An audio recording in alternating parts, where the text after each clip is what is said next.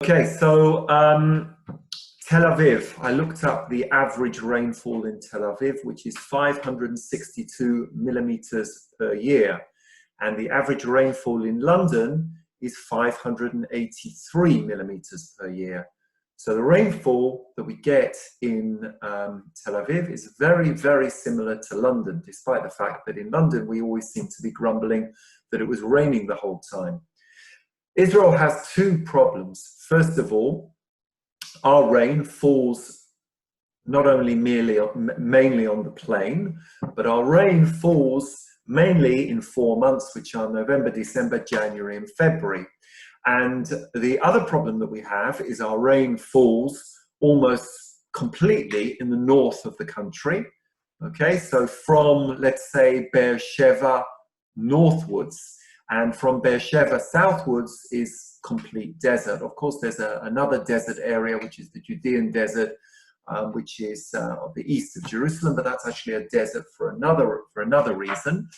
So obviously, distribution of water in Israel is a major problem. In terms of main water resources, natural water resources, we have three main ones. We have the Sea of Galilee, we have the coastal aquifer, and we also have the mountain aquifer. But I was never very good at geography. Hopefully I was a little bit better at history. So Avraham Avinu, he was well aware of the importance of water.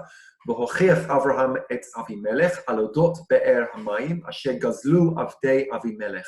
So Avraham reproached Avimelech for the well of water which the servants of Avimelech had seized.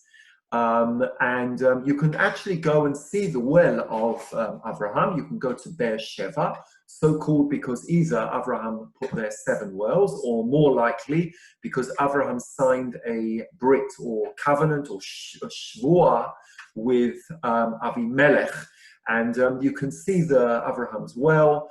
Whether this is Avraham's well is open to debate, but some 19th century explorers certainly thought this was Avraham's well. And obviously, the importance of water wasn't lost on Avraham's son Yitzchak. He also had a fight with Avimelech, who tried to take the wells away from him. And also, we know from various other events that are described in the Bible, Yaakov, also Moshe Rabbeinu, the importance of wells to the ancient peoples of the area. The Israelites, as we know, they would go into Egypt. Egypt didn't have any kind of water problem because Egypt had the Nile. And the Egyptians worshipped the Nile, which provided them with fertile areas on either side of the banks of the Nile, which were cultivated by the ancient Egyptians.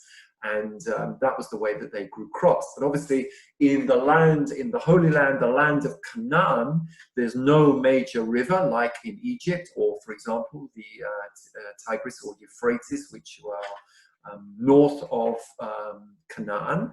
In Canaan, they had to pray hard to the god Baal. Okay, you see a figurine here. This was taken from the Louvre, but there have been hundreds of these unearthed in Israel. So the Canaanites would pray to Baal to provide water, to provide rain in their time. And despite the fact that in Exodus it's written, "Thou shalt have no other gods before me," it's well documented, and there's umpteen archaeological evidence to show that it wasn't just the Canaanites, but it was also the Jews that worshipped Baal in order that he would provide them with water. The Torah is full, I think, of 60 incidences where Baal worship is mentioned. For example, one of those in Shmot, it's mentioned at Shittim, the Baal worship of Baal Peor, which I think was some kind of, basically it wasn't the worship that was the problem, it was the way that the people worshipped Baal. For example, Baal Peor, I think they would defecate. There was other sexual practices that were carried out in worshipping Baal, or even human sacrifice as well.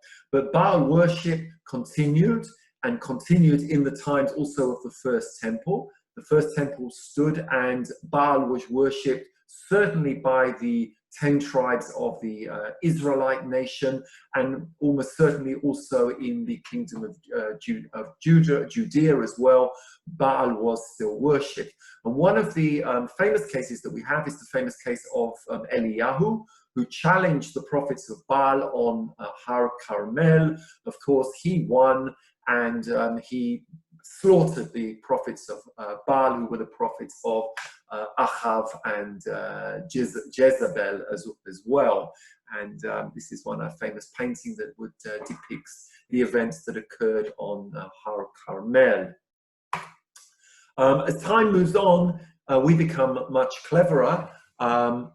Sorry, just before I mention that, so when the children of Israel moved into Canaan, they actually had to work. There was no more man that was provided by God, so they actually had to work the land. And they relied upon rain that was produced in those four months to grow the 7 species, which are wheat, barley, grapes, figs, pomegranates, olive oil, and dates. Typically, they would grow them on terraces or terrassot that you can still see today. So if you go to the hills of Jerusalem or around Hebron, whatever, you can still see Jews and particularly Arab cultivation of olive trees. You can still see in a way that has been done for thousands of years. In the land of milk and honey, remember milk and honey? I rather like them. Still like Galiatari, but that's another story. Okay, but man started to become clever. Technology advanced, and there started up a different form of farming, which is called shalachim farming. What was done was man knew this when they were digging wells as well, but basically man knew that water doesn't penetrate into an aquifer. Water is held above impermeable a layer of rock, and if you dig down, you can reach the water which is held in the rock. And this they were able to do, and bring water to storage pits like the one that you see here, which is a picture taken from Sataf, of course. It's used as demonstration of how the ancient Israelites stored water, and obviously it's good for a dip on a hot sunny day. You can see there's people in the water pool. So now, since water was stored, it could be used for the other months, not just those 4 months. And the ancient Israelites, the ancient Canaanites, were able to cultivate fields, grow crops, which would simply be irrigated by opening a gate and allowing water to flow through man-made channels to irrigate that field. The gates could then be closed and the water could be diverted into the next field. And this enabled ancient farmers to grow crops other than the 7 species that I mentioned previously. Okay, in the Bronze Age, and in particularly the Iron Age, cities started cropping up. And if you go to many of the archaeological sites in Israel, for example, Chatzor, Megiddo, Yivliam, Givon, Tel Gurisa, Bet Shemesh, the city of David, Lachish, and Beersheba, you'll be able to see ancient water systems and enormous structures that were built, for example, shafts that were built down to access water springs and other water resources. An important part of it, obviously cities were built in strategic places, places that were close to roads that had access, but obviously you couldn't build a city where there was no water. So Jerusalem was built close to the Gihon spring. Here you see a picture that shows fortifications that were built around the Canaanite pool, which was a pool that was built by the Jebusites who were prior to King David. And water was taken from the Gihon spring to this Canaanite pool, and the inhabitants of the city could pass between the walls and draw their water completely without the risk of being molested by outside enemies. And if we're talking about enemies that would come, of course an enemy that will come if the spring was outside the city, a very good way of capturing the city would be to poison the well, to lay siege to the city, and basically force the people out through starvation and thirst as well. So one such king that came to wage war with Jerusalem was Sancheriv. He attacked, the Assyrians exiled the 10 northern tribes, and in the 8th century he came to lay siege on Jerusalem. And when Chizkiyahu saw that Sancheriv had come, he intended to wage war against Jerusalem. He consulted with his officials, and what he did was, in an amazing feat of engineering, he built a 583-meter tunnel to carry water from the Gihon spring to the western side of Jerusalem, where to the Shiloah pool, where most of the rich inhabitants lived on the western hill. And you can still go through Chizkiyahu's tunnel today. It's good fun, takes 45 minutes. Don't do it if you are claustrophobic. Chizkiyahu's tunnel, so the water flowed at a gradient of 0.06%. That's an amazingly small gradient. And how they managed to build the tunnel underground and still make the water flow by gravitation is a source of mystery to this day. But it was basically the pre-runner of aqueducts. Now, if we're talking about aqueducts, this is a famous aqueduct from Caesarea, okay? But aqueducts are not arched structures, okay? Everyone knows this aqueduct, which is on the beach of Caesarea, but basically aqueducts are a series of pipes, tunnels, canals, and bridges. Everyone knows the bridges, but an aqueduct is also very often underground, which carries water from point A to point B. And aqueducts can carry water for many, many kilometers, as much as they found aqueducts carrying water for 40 kilometers or more. And again, the technique of aqueducts, which was pioneered by the Greeks and by the Romans, is carrying water by gravitational flow. We talked a little bit about Caesarea before. In terms of Jerusalem aqueducts, so the best source of water to supply Jerusalem is located in Solomon's pools, which are near Bethlehem. So if you want to carry water from here to Jerusalem, you're going to have to go at least, the aqueducts couldn't go in a straight line because they had various obstacles in their way, for example, mountains. Remember, I said there had to be gravitational flow. So you either had to go through the mountain, round the mountain, or at some points you would have to raise the aqueduct as well. The Jerusalem aqueducts were described by Josephus. He said, Herod spent money from the sacred treasury in the construction of an aqueduct to bring water into Jerusalem. The Jews did not acquiesce in the operations. Of course, the Jews at that time were very problematic for Herod, and probably Josephus and a lot of his writings didn't particularly like the Jews as well. But the two most famous, all the aqueducts in Jerusalem were built in the period of Herod or slightly after his time. Actually, not quite true. One of the aqueducts was built before him in the time of the Hashmonaim. But the two main aqueducts that we know are the upper and the lower aqueduct. The upper aqueduct supplied water to the city of Jerusalem. The lower aqueduct supplied water to the actually reaches the Temple Mount.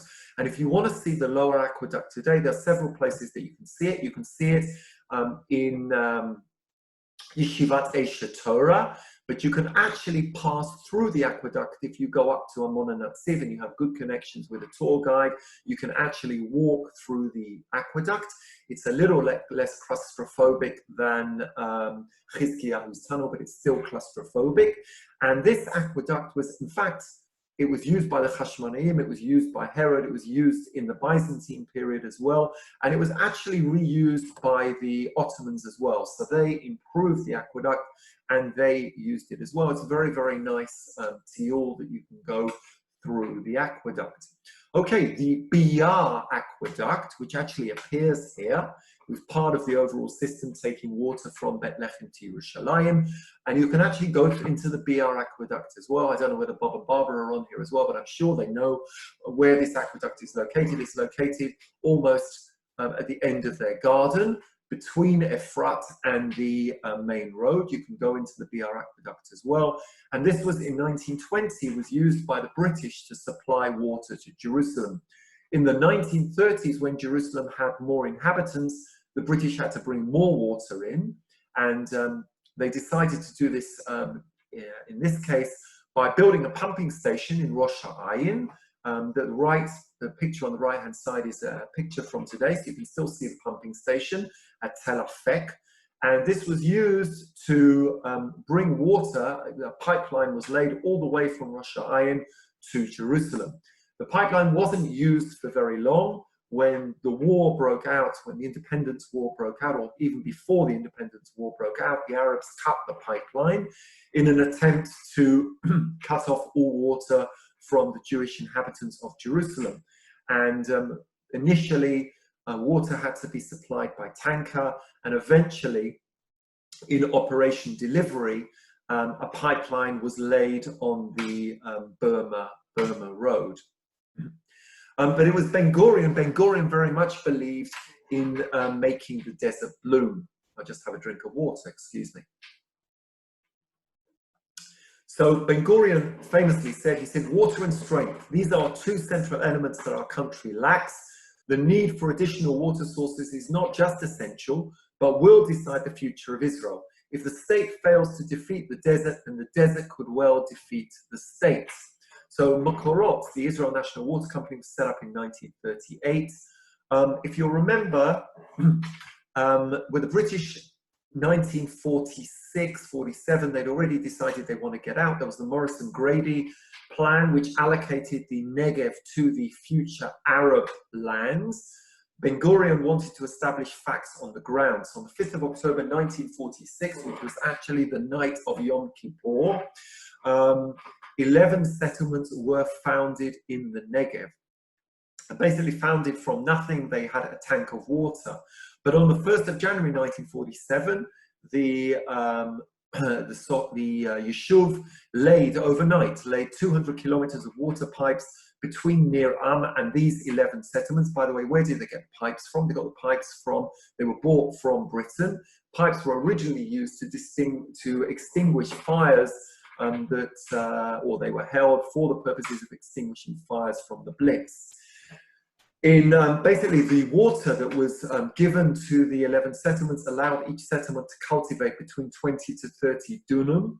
And in June 1947, when the UN came, the UNSCOOP Commission came to inspect how to partition the land, they were so impressed by the flowers that were blooming in the Negev that they said, this water pipe will give you, the Jews, the Negev, which is what happened. In 1952, the pipeline was laid to further establish Ben Gurion's dream of making the desert bloom, to take water from the Yarkon to the Negev, but the Yarkon was overpumped, and it was about the time that Tel Aviv started to become extensively developed, and the Yarkon started to become a combination of overpumping and poor sewage, caused the Yarkon to become extremely polluted. And now let's just move briefly northwards. And in the north, water was far more problematic and controversial. So in 1955, a plan was put forward by Eric Johnson, who was an American, and it was basically a way of amicably dividing the water resources of the north between Israel, Jordan, Syria, and Lebanon. It was never exactly accepted by the Israeli government. It was considered by the Arab League, who initially didn't decide, and at a later stage, they rejected the plan. And particularly, they became very belligerent when Israel in 1964, by the way, the building of the national water carrier had started before there, but the national water carrier was a system of both overground and underground water carrying pipes, channels, etc., to carry water from the Sapir pumping station in the north of the Sea of Galilee, to carry water to the Negev and provide a proper source of water to the Negev, which would enable people to actually live in the desert. Well, the Arabs were outraged by this plan, and they stated, and since the existence of Israel is a danger that threatens the Arab nation, the diversion of the Jordan waters by it multiplies the dangers to Arab existence. And ultimately, they again said that they wouldn't allow this to happen, and they once again, the Arab League would quote that the final aim was, of course, liquidation of Israel. The headwater diversion plan was a plan that was established by the Syrians in an effort to divert the Chasbani and the Banyas rivers to the Yarmouk instead of them flowing into the Sea of Galilee. Remember that the Sea of Galilee is fed by three main rivers, the Dan, the Chasbani, and the Banyas. And the headwaters of the Chasbani and Banyas were located in Lebanon and Syria, respectively. Engineering works were started by the Syrians, and in 1965 there were three bombing raids by the Air Force, basically to the Israelis let the Syrians know, but that no way would they allow them to divert the Chasbani and the Banyas, which was about 30%, together 30% of the input into the Sea of Galilee, 30% of Israel's total water reserves. And the Israelis bombed the Syrians' engineering machines that started the work, and basically the headwater diversion plan never got off the ground. But it's thought that this war over water was one of the main reasons for the Six-Day War breaking out in 1967. And finally, Israel as a leading power in world water technology. On the top picture, you see tomatoes that are being grown in Mexico, actually, but are using Israeli technology, which is pioneered by Netafim. Netafim was a company that was formed by Simcha Belas, who I think was the first, or one of the first chairmen of Mekorot. And in combination with Kibbutz Chatzerim, they pioneered drip technology, which is those pipes and the drip technology that you see in all Israeli gardens, including my own, that you see in fields, and enables much better usage of water, enabled to fertilize, a much better usage of water resources to fertilize crops. Less well known, in 1969, the Shafan wastewater plant was completed. This treated the water of Tel Aviv. It's still being used today. There are other wastewater plants as well. Together, the Shafan wastewater plant produces 130 meters of grey water per year. And it has two advantages. First of all, it treats sewage, and second of all, the grey water is also used to irrigate crops. Not all of them, so not tomatoes, but for example, dates. So date trees that you see in the desert are completely, they completely use grey water, which couldn't be used for drinking anyway. And finally, desalination. So Israel is a pioneer in technique of desalination, which takes seawater, uses a technique of reverse osmosis, and produces drinking water. And today, I think we're all, if we're living in the coastal plain, we're certainly all drinking water from the Mediterranean.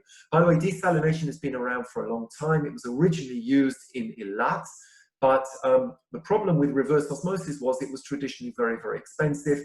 Israel has pioneered the building of several desalination plants. We have them in Ashdod, Ashkelon, Palmachim, Hadera, a few other places as well.